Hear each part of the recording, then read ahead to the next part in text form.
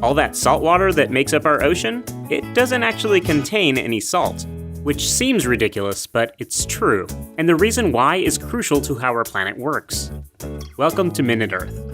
Salts are chemical compounds made up of positively and negatively charged particles called ions, like sodium and chloride, which make up the salt crystals we're most familiar with. But salts generally can't exist in water, at least not for long. That's because water molecules have a negatively charged end and a positively charged end, making them work like tiny magnets that tear the salt's positive and negative ions apart.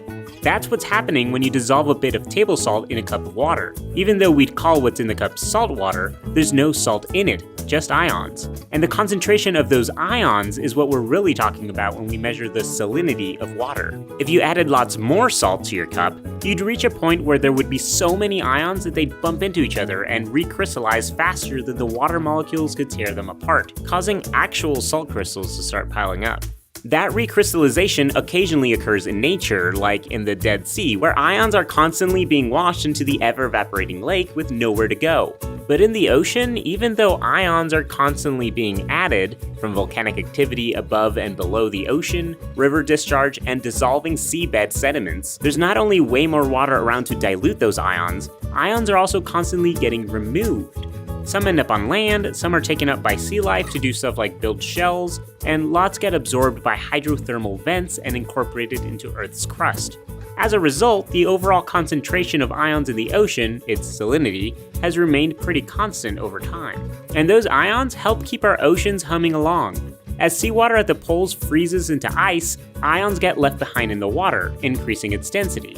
That water sinks below less ion-rich, less dense water, which in turn pulls in warm seawater all the way from the equator to take its place. This exchange moves nutrients and oxygen all around the world and helps warm the poles and cool the equator. But as the planet warms and the polar ice caps melt, the ion concentration in the water at the poles has started to drop.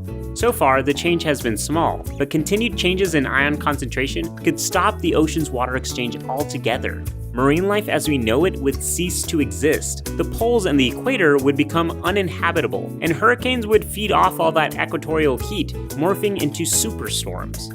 If we want to avoid this apocalyptic scenario, perhaps we should take our planet's safety with a grain of salt and keep an eye on its ions.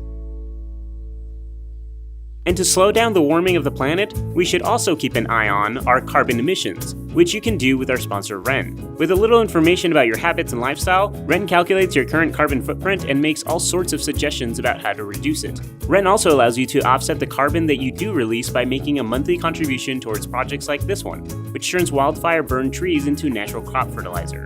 And for each of the first 100 of you who sign up using the link in the description, Ren will plant 10 extra trees per person. Thanks, Ren!